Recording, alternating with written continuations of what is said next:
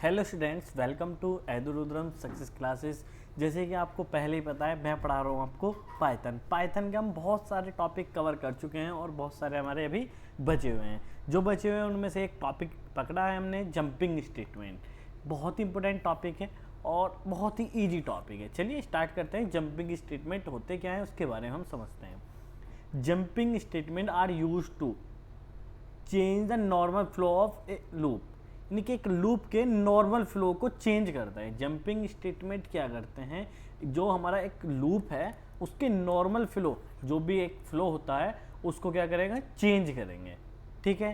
Python provide 3 jumping statement. Python में 3 type की jumping statement होती है। पहला ब्रेक, सेकंड कंटिन्यू एंड पास।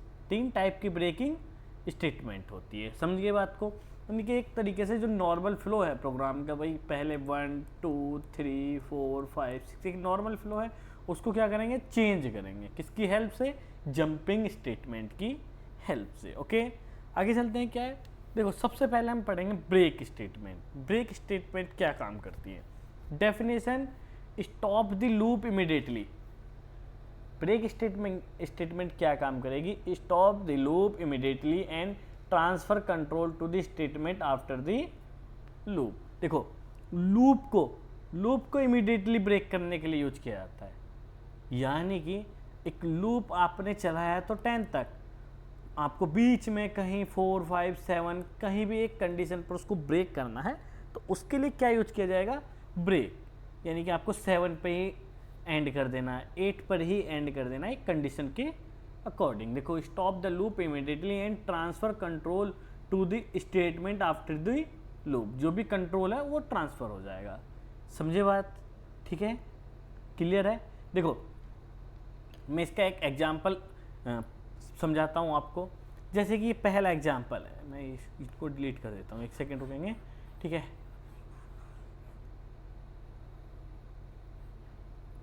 हाँ देखो सबसे पहले हमारे पास लूप क्या है, एग्जाम्पल क्या है, 4i इन रेंज। ओके, एक लूप है, कहाँ से स्टार्ट है? 1 से, कहाँ तक जाएगा? 10 तक। ओके, लेस देन जाएगा 1 to 10। हमारा लूप कहाँ से जा रहा है? 1 to 10 तक चलेगा। ठीक है, अगर मैं यहाँ पर एक लूप लिखूँ 4i इन रेंज 1 to 11 और प्रिंट करूँ यहाँ पर इस तरीके से, प्रिंट i, तो कहाँ तक जाएगा? 1 to 10 प्रिंट होगा। ओके, 1 2 3 4 5 6 इसी तरीके से। तो सेम लूप यहाँ पर भी चला है, बट कंडीशन में चेंजेस क्या किए, यहाँ पर एक condition they the, if i की वैल्यू 6 के इक्वल होती है तो क्या हो जाएगा? ब्रेक। जैसे ही ब्रेक मिलेगा उसके नीचे का पार्ट कुछ भी एग्जीक्यूट नहीं होगा। ध्यान रखना, ऐसा नहीं कि ब्रेक स्टेटमेंट आपको मिल गई तो उसके पहले वाला पार्ट भी नहीं। ब्रेक स्टेटमेंट हो सकता है 2 लाइनों के बाद हो सकता है 3 लाइनों के बाद हो। समझे बात को? ठीक है, तो ब्रेक स्टेटमेंट जहां कहीं भी मिलेगा उसके बाद कुछ एग्जीक्यूट नहीं हो जाएगा, वहीं से लूप ब्रेक, खत्म। समझे बात को? तो देखो सबसे पहले i की वैल्यू क्या रही होगी? 1। क्या कंडीशन ट्रू है? लेस देन 11 है। हाँ, i की वैल्यू 6 तो नहीं है, कंडीशन तो फॉल्स है। कंडीशन फॉल्स है, इफ कंडीशन फॉल्स है तो ब्रेक एग्जीक्यूट नहीं होगा। इफ कंडीशन जब ट्रू होगी तभी ब्रेक स्टेटमेंट क्या होगा? एग्जीक्यूट होगा। तो इफ कंडीशन तो ट्रू नहीं है तो ब्रेक हमारा एग्जीक्यूट नहीं हुआ। प्रिंट i की वैल्यू क्या है? 1 प्रिंट हो जाएगा। इंक्रीमेंट होगा, बाय डिफॉल्ट है फॉर लूप में, इंक्रीमेंट हुआ i की वैल्यू 2। अभी भी इफ कंडीशन ट्रू नहीं है, इफ कंडीशन ट्रू नहीं है तो ब्रेक एग्जीक्यूट नहीं होगा। उसके आगे क्या मिला? प्रिंट i की वैल्यू 2, फिर i की वैल्यू 3 होगी, अभी भी इफ कंडीशन ट्रू नहीं है, 3 प्रिंट होगा। 4 भी अभी भी कंडीशन ट्रू नहीं है, ओके 4 भी प्रिंट होगा। i की वैल्यू 5, कंडीशन अभी भी ट्रू नहीं हुई तो ब्रेक हमारा चला ही नहीं, लूप नॉर्मल तरीके से चलता रहेगा। नॉर्मल तरीके से चला तो 5 प्रिंट हो गया। अब i की वैल्यू क्या हो गई? 6, राइट। i की वैल्यू 6, कंडीशन ट्रू। देखो कंडीशन ट्रू है, कंडीशन ट्रू होते ही ब्रेक मिला, ब्रेक के बाद अब आगे एग्जीक्यूट नहीं होगा। ये किसका काम है? ब्रेक लूप, वो ब्रेक स्टेटमेंट का काम है। ठीक है, इतनी चीजें क्लियर है। ये ब्रेक का काम है, यानी कि एक नॉर्मल फ्लो का जो भी है लूप्स का उसको ब्रेक कर देगा। यानी कि stop the loop immediately. Done. इसका मैं आपको एग्जांपल करके दिखा देता हूँ, ठीक है, तब आपको और अच्छे से समझ में आएगा। एक फाइल ले लेते हैं हम, जंप नाम से बना लेते हैं, jump.py।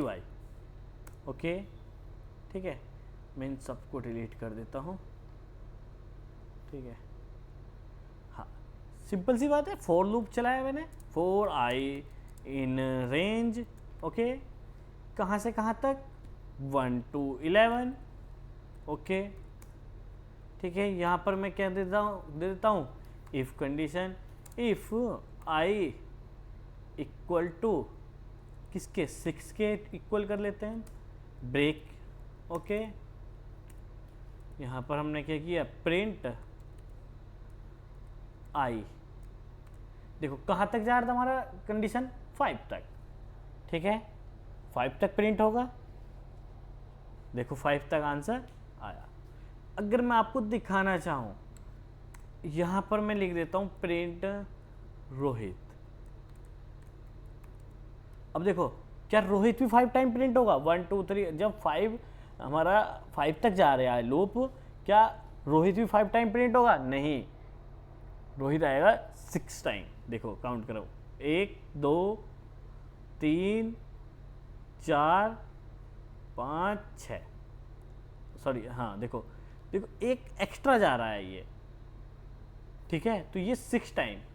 यहाँ पर मैं आपको कोई क्या, हाँ आई प्रिंट करके दिखा देता हूँ ना, हाँ आई प्रिंट करके दिखा देता हूँ मैं, आपको पता चल जाएगा 6 तक गया या नहीं गया। देखो 6 भी आया, तो मैंने जैसे कि बताया आपको, ब्रेक के बाद लूप ब्रेक हुआ, जब ब्रेक हुआ उसके नीचे का पार्ट नहीं चलेगा, उसके ऊपर वाला पार्ट चला, जब आई की वैल्यू 6 रही होगी।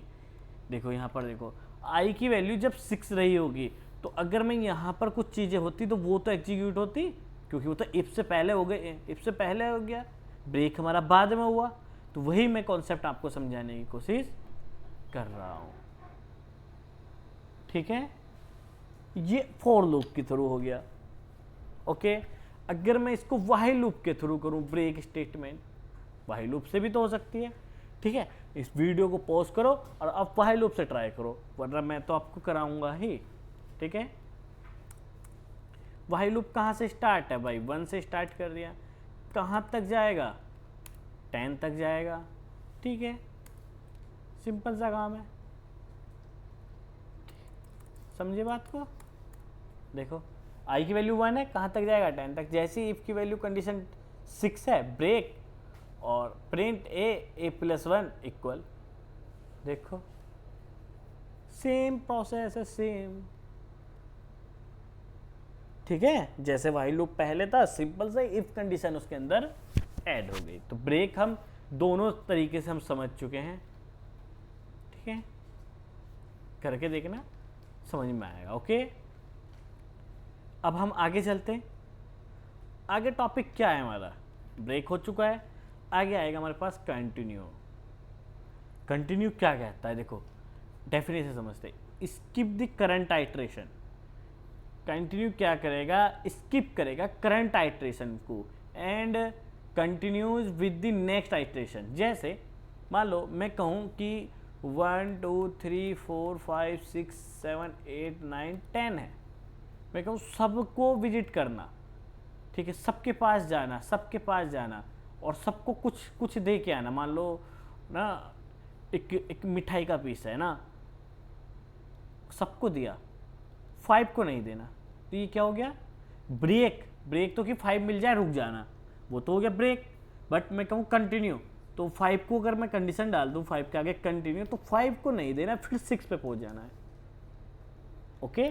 ये क्या हो गया, कंटिन्यू, यानी कि एक आइट्रेशन को स्किप करना, ठीक है।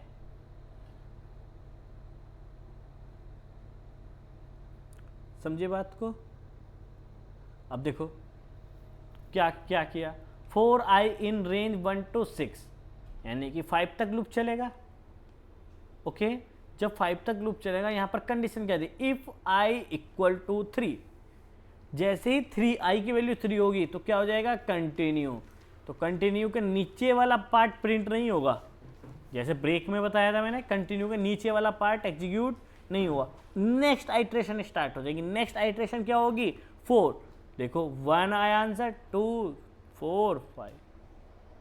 ठीक है, देखो आई की वैल्यू जैसे ही 1 है स्टार्टिंग में, क्या आई 3 है? नहीं, प्रिंट आई, आई की वैल्यू 1 प्रिंट हो जाएगी, आई की वैल्यू 2 भी प्रिंट हो जाएगी। जैसे ही आई की वैल्यू 3, कंडीशन ट्रू, तो कंटिन्यू मिला, तो कंटिन्यू का नीचे वाला पार्ट एग्जीक्यूट ही नहीं होगा, उसके बाद जितनी भी स्टेटमेंट लिखी गई होगी, तो यहाँ पर तो आ जाएगा ब्लैंक।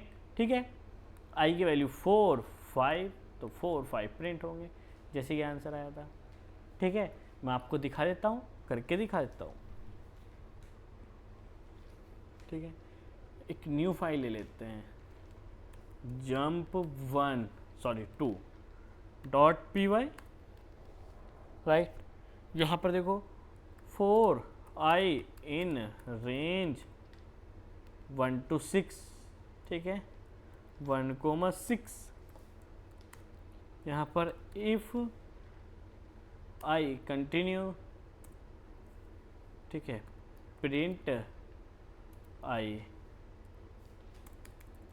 ओके, यही प्रोग्राम था हमारे पास। देखो सेव किया और मैं इसको रन करके दिखा देता हूँ आपको।